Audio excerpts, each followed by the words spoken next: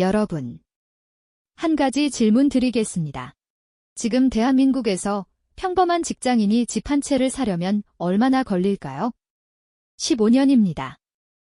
한 푼도 안 쓰고, 밥도 안 먹고, 옷도 안 사고, 15년을 꼬박 모아야 서울에서 평균적인 아파트 한 채를 살 수 있습니다. 이재명 대통령이 올해 1월 신년 기자회견에서 직접 한 말입니다. 대한민국은 15년 동안 하나도 안 먹고 하나도 안 쓰고 다 모아야 겨우 평균적인 집을 살 수 있다. 그리고 이 한마디를 덧붙였습니다. 일본의 잃어버린 30년이 문제됐을 시점의 상황을 향해 계속 치닫고 있다. 잃어버린 30년. 일본이 부동산 거품을 못 잡아서 경제가 30년간 멈춰버린 그 사건. 대통령이 직접 경고한 겁니다.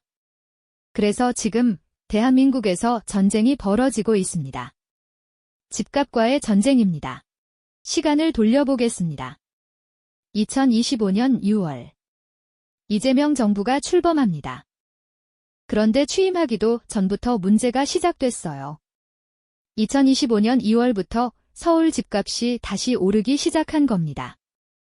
강남은 말할 것도 없고 마포, 성동, 영등포.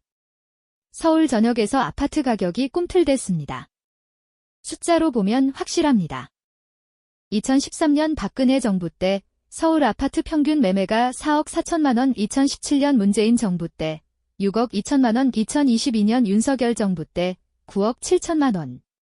그리고 2025년 상반기 이재명 정부 출범 시점 13억 2천만 원. 12년 만에 3배가 뛰었습니다. 대통령 한 번 바뀔 때마다 집값이 수억 원씩 뛴 겁니다. 이건 단순히 집이 비싸졌다 오는 문제가 아니에요. 20대 청년이 아무리 열심히 일해도 집을 살 수 없다는 뜻이고, 신혼부부가 아이 낳기를 포기하는 이유가 된다는 뜻이고, 결국은 이 나라의 미래가 멈춘다는 뜻입니다. 이재명 대통령은 후보 시절에 이렇게 말했습니다. 세금으로 집값 안 잡겠다. 공급으로 잡겠다. 그런데 현실은 만만치 않았습니다. 이재명 정부 출범 이후 부동산 대책이 모두 4차례 나왔습니다. 하나씩 짚어보겠습니다. 첫 번째, 2025년 6월 27일 유희 7 대책. 핵심은 대출 규제입니다. 수도권에서 집을 살 때 주택담보대출 최대 한도를 6억 원으로 제한했습니다. 다주택자는 대출이 사실상 불가능해졌습니다. 갭투자, 그러니까 전세 끼고 집 사는 것도 원천 차단됐어요. 그리고 유예 기간이요. 하루입니다. 발표 다음 날 바로 시행. 막차 수용까지 차단하겠다는 겁니다. 전례 없는 속도전이었어요. 효과가 있었을까요? 솔직히 말하면 제한적이었습니다. 발표 후 3개월간 주택담보대출은 오히려 1% 늘었어요. 돈 있는 사람은 대출 없이도 사니까요. 그래서 두 번째 카드가 나옵니다. 두 번째, 2025년 9월 7일 97 대책. 이번엔 공급입니다. 2030년까지 수도권에 135만 가구를 짓겠다. 연간 27만 가구 착공. 숫자만 보면 어마어마합니다. 판교 신도시가 약 3만 가구인데 매년 판교 9개를 짓겠다는 거예요. LH가 직접 시행해서 공급 속도를 높이고 재건축 재개발도 촉진하겠다고 했습니다. 문제는 시간이에요. 아파트 단지 하나 짓는데 최소 3년.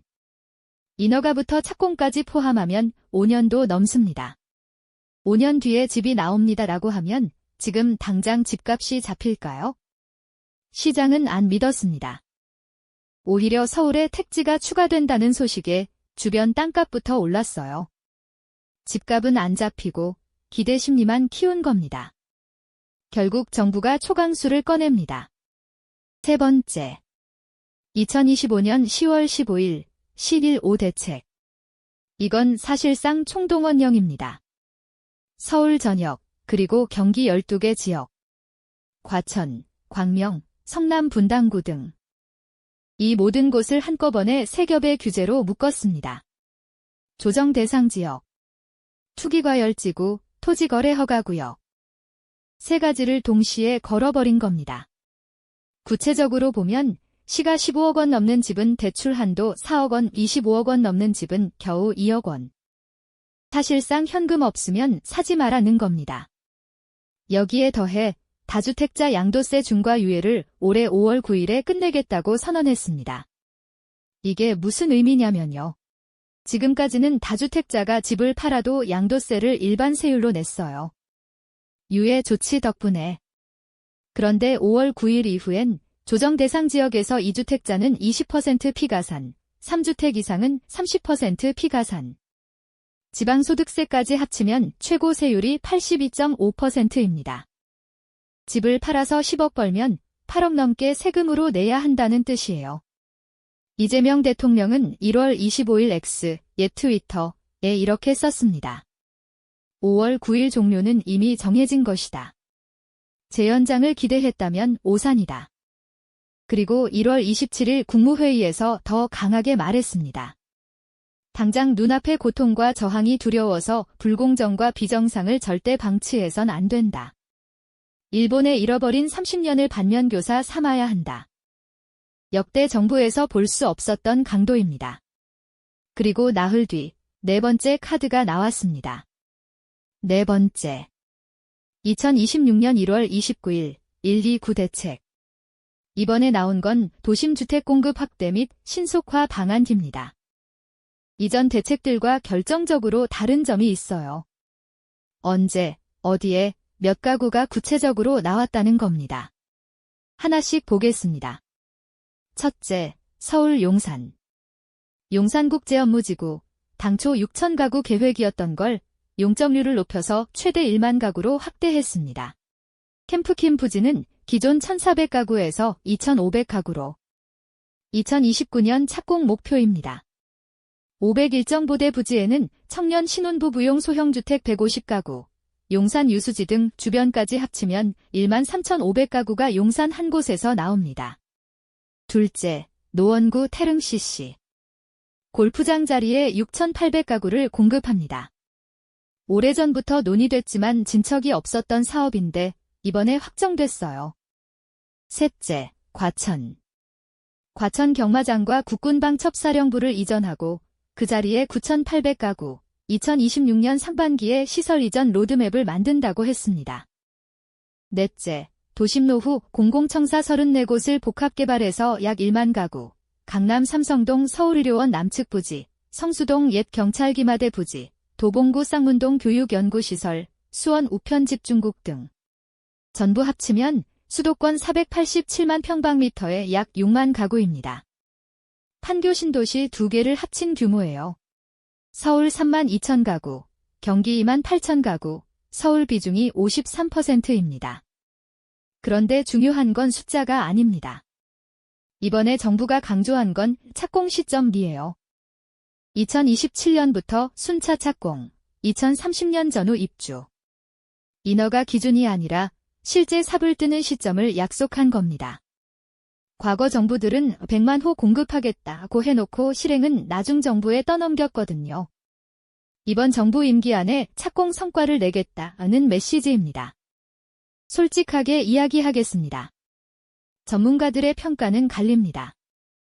먼저 긍정적인 측면. 하나, 드디어 어디에, 언제, 몇 가구가 나왔습니다. 추상적인 숫자가 아니라 구체적인 부지와 일정이 제시된 건 처음이에요. 둘, 공공주도입니다. 민간 개발은 사업성 따지느라 시간이 걸리지만 국공유지 활용은 정부 의지만 있으면 빠릅니다. 셋, 청년 신혼부부 타깃이 명확합니다. 6만 가구 중 상당수가 소형주택, 공공분양으로 배정됩니다. 이제 우려되는 점 하나, 시간. 착공이 2027년이면 입주는 빨라야 2030년입니다. 지금 당장 집이 필요한 사람에게는 4년 뒤 이야기예요. 둘, 2026년 서울 입주 물량이 급감합니다. 작년에 13.6% 수준밖에 안 돼요. 당장 올해가 가장 힘든 해가 될 수 있습니다. 셋, 토지거래 허가구역의 역설. 거래를 막아놨더니 팔고 싶어도 못하는 상황이 됐어요. 매물이 잠기면서 오히려 전세 물량이 줄고 전세가가 오르는 풍선 효과가 나타나고 있습니다. 넷, 공사비 문제.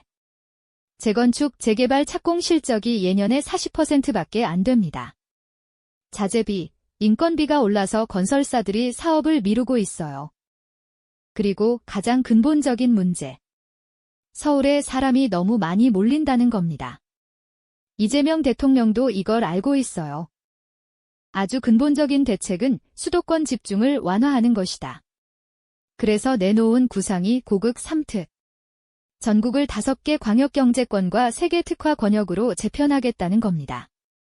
통합광역단체에 최대 20조 원 재정 지원. 비수도권의 첨단 산업과 공공기관 배치. 아이디어는 좋습니다. 하지만 이건 5년, 10년이 걸리는 과제예요. 에필로그. 우리가 지켜봐야 할 것 정리하겠습니다. 이재명 정부의 부동산 전략. 첫째, 대출 규제로 투기 수요 차단. 둘째, 대규모 공급으로 시장 심리 안정. 셋째, 다주택자 양도세 중과로 매물 유도. 넷째, 도심 핵심 입지의 구체적 공급 계획 제시.